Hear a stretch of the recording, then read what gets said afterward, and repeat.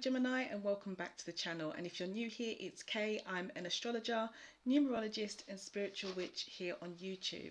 So what's going on for this sign for the month of August, and potentially what I see for you Gemini is some potential travel, changes around your home life, and towards the end of the month there could well be a chance for some breakthroughs in any area of your life that you feel that you've been held back in. So as we start the month, as we look over on the right hand side here, we've got the chart for the full moon. But before we get there, the sun will actually be in the sign of Leo. So what this means for Gemini is that the energy around your extended family, where you live, your routines, your education, your trips and your ideas, this is where the sun is focused, and that could bring some growth, some health, some vitality, and this would be your third house of life. So if we look on the chart, down where we've got the arrow and number 2, this is where the sun will be for you. So it's a good time as we start the month to focus in on these areas of your life because you have support. By the time we actually get to the full moon, which is the chart on the screen here, this will happen on the 12th of August at 2:26 a.m. GMT. This is my local time, so it could be the same day for you or it could be the day after. At this point, what's going to be the focus for you is your trips, travel, and how you experience life, and maybe even some new experiences for you. So as we look on the chart, we can see on the right hand side circled in pink, we've got the moon at 19 degrees of Aquarius, and opposite that, down by where we've got number 2, we have circled in pink the sun at 19 degrees of Leo. This is what gives us the full moon, when we have these two energies in two signs that are opposite to each other, and they kind of see life differently. So this is an Aquarius full moon. So for you, this is actually going to fall up where we've got number 1 and the arrow in your 9th house. So you could have, or it could be a good time mid-month to go on any trips or travel or deal with any situations, people, places and things that are at a distance to you, because this is the house of distance. It's also the area of life that covers how people feel about life, like their philosophy and how they view life. Now, being a full moon, full moons can often bring around the need to make a decision. And I personally say this because you have the sun and the moon in two different energies, very, very opposite. They see life differently, and it can cause a person or some of us to really stand still and think, well, I need to make a decision about this. What way am I going to go? This could be to do with that particular area of life for you. You know, any holidays that you want to go on, trips, travel, people, places and things at a distance, and especially your views on life right about now, like your philosophy and what you feel about it. During the full moon, we're going to have two other key things happening that will impact on all of us. But for Gemini, if we look down the bottom of the chart where we've got number 2, where the circle is in pink, we have the sun. To the left of that, we've got the planet Venus. Venus is going to be moving into the sign of Leo, and at the full moon, she will be at 0 degrees. And when you have a planet either in a birth chart or either in a transit, like a day-to-day, you could say a day-to-day experience, like what's happening during the full moon, it indicates that this planet is offering a chance to start a new chapter, because the planet is moving into a sign at 0 degrees. So it's a chance to start again. Now for Gemini, this is going to fall in that same area of your life where the sun started, because it's in Leo. So at the start of the month, it was around your extended family, where you live, your routines, your trips, your education, ideas and thoughts, and that would be your 3rd house, down where we have the arrow and number 2. So this is a real good time mid-month to think about anything that you want to do with this area of your life, where you're living, you know, anything that you've got going on with your extended family, such as aunts, uncles, cousins and so forth, or even people that are close to you that you consider your family. Like, where do you want to go with this, and what new chapters or new things need to happen? Now, it is the planet of Venus, and Venus deals with love, money, you know, attracting what we want and our desires, and it's under Leo's influence. And Leo is the sign in the zodiac which really tells us that, you know, go out and enjoy life. He kind of shows us how to enjoy life and how to indulge from a very self-centered kind of point of view, you could say, but not in a selfish way. It's more about enjoyment and doing what's good for you. So when it comes to those areas of your life, or any particular area of your life, as we have Venus, the planet of desires, moving into a new sign and giving us a new chapter, it could be a good time to think about this and what it is that you want to do for yourself, or indulge in yourself as the the sign Leo kind of teaches us all to do. The second thing that's happening is we're going to have the moon, which is up on the right hand side of the chart, circled in pink. That is at 19 degrees of Aquarius. The moon is going to form a conjunction with the planet Saturn, which is to the left of that, circled in black, the planet that kind of looks like a H, like the symbol there. When planets conjunct, they are working together. So their energies are kind of fusing together, and they're working together in a positive way to say, what can we do? How can we achieve something? What can we do together? So this translates loosely to the moon, which is a representation of our emotions, and Saturn, which is the planet of maturity, withdrawal, and also the planet of discipline, and causes change. It could be that for some of us, we have a change of how we feel, because the other planet, or the other energy, I should say, is the moon, about something in life. Now for Gemini, this placement, because it's happening in the sign of Aquarius, is going to be in the same area where you will have the full moon. So it's about your views on life, long distance travel, new experiences that you're due to have, and basically situations, people, places and things that are at a distance to you. Yeah, they're brand new or they're at a distance. So it could be for some of the Geminis out there, you think about this part of your life, or you think about what your views are on life at the moment, and you have a change of heart about something, or maybe you withdraw emotionally from something. And if you do, I don't want you to feel too bad, because the universe is actually supporting you with this, because you know these two energies are making that aspect to suggest that maybe it's time to withdraw emotionally from something. So if that happens, then let's just say it was written in the stars.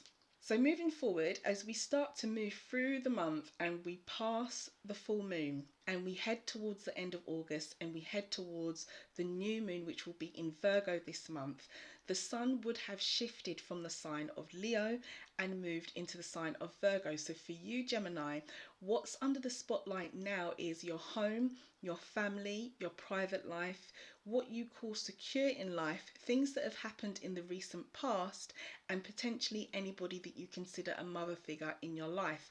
So these areas of life are what we call the fourth house in astrology. So over on the right hand side, we've got the chart here for the new moon in Virgo, and where we've got number 1 and the arrow, this is the fourth house, and this is where the sun is going to be for you. So the sun is supporting you with this part of your life. Okay, so what goes on privately, what you don't put on social media, you know, people who live in your actual house, who you live with, your security, things that have happened in the recent past. It's your very, very private part of your life. Now, the new moon itself, being a Virgo new moon, this is going to happen on the 26th of August at around 9:18 a.m. GMT, my local time. It could be the same day for you or the day after. You're going to have the energy in this same area of your life, because the sun is in Virgo and obviously the new moon is in Virgo as well. So if we look at the chart circled in black on the left hand side, we can see the sun and the moon both at 4 degrees of Virgo. That's what gives us the new moon, when we have these two energies in the same sign, side by side, conjunct at the same degree. But that's going to flip from where it is for you on the chart and move down to where the arrow is and number 1 is, into your 4th house.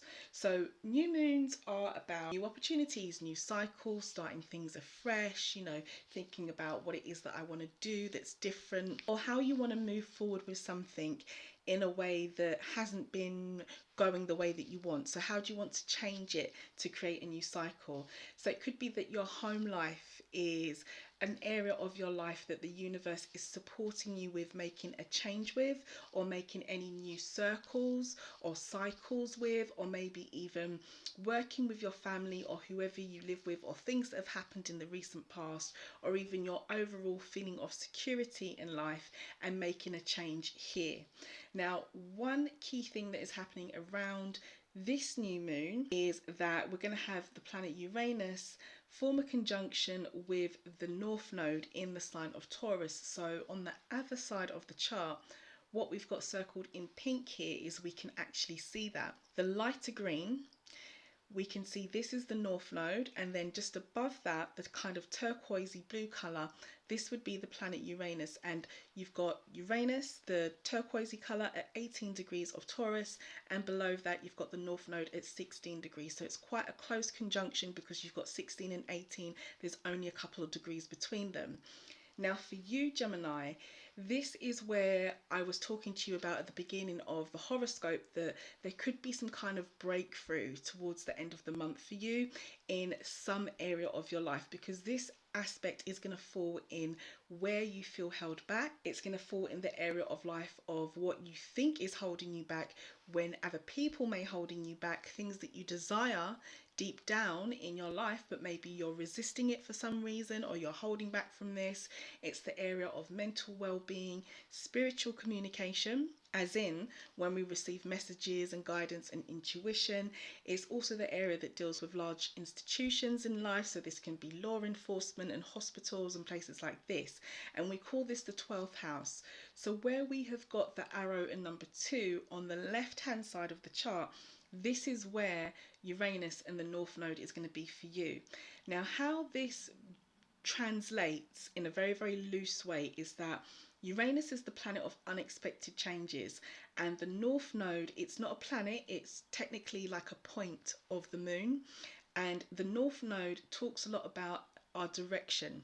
It's where we actually should be going, and the South Node would be what we should be leaving behind. So this translates to an unexpected change with some kind of direction in our life for all of us, but where it will be different for everyone. Now, just generally speaking, for the purpose of this horoscope, for Gemini, I see this being in your area of life where you feel held back. So this is really, really good news as we close out the month, and it could be a good time because the universe is supporting you with moving through any kind of challenges and trying to experience a breakthrough with something that you may be trying to get off the ground or move forward with, or that you've been held back with, or it could even be a situation, person, place or thing that has been, you know, held up, or you've been struggling with, or you haven't been able to move forward with. So it's these kind of experiences that we have in life, or this part of your life where the universe is supporting you. But this is the planet Uranus that we're talking about, and this is a very, I don't want to use the word disruptive planet in a negative way, but it does change things and cause disruption. But the good news is, because he is under Taurus's influence, as we can see on the chart, this is the sign that will kind of slow down his erratic behavior and slow down the speed, or maybe even the erraticness of any change that this planet can cause, because that's what he's there to do. So another message, or another way that you can look at this, is to say, well, any unexpected changes that you want to make in your direction, the universe is kind of saying, cool, that's okay, go ahead with it, let's make these changes, especially in areas that Gemini may feel held back. But as we do this, let's do it not too forcefully or not without thinking about things. And we also need to look at the sign that's influencing this, which is Taurus. And Taurus is about the long term, Taurus is about the future, Taurus is about stability. Taurus is probably the least likely sign in the zodiac to go out there and do something and not be sure or have a good idea of what a potential outcome could be. This is a fixed sign that likes stability. Okay, so the universe is kind of saying, okay, yeah, we can make these changes, Gemini, but if we're going to make these changes, then let's look at these things, the long term, the stability, the outcome, the potential, and how this could potentially be for your highest good before we rush into anything.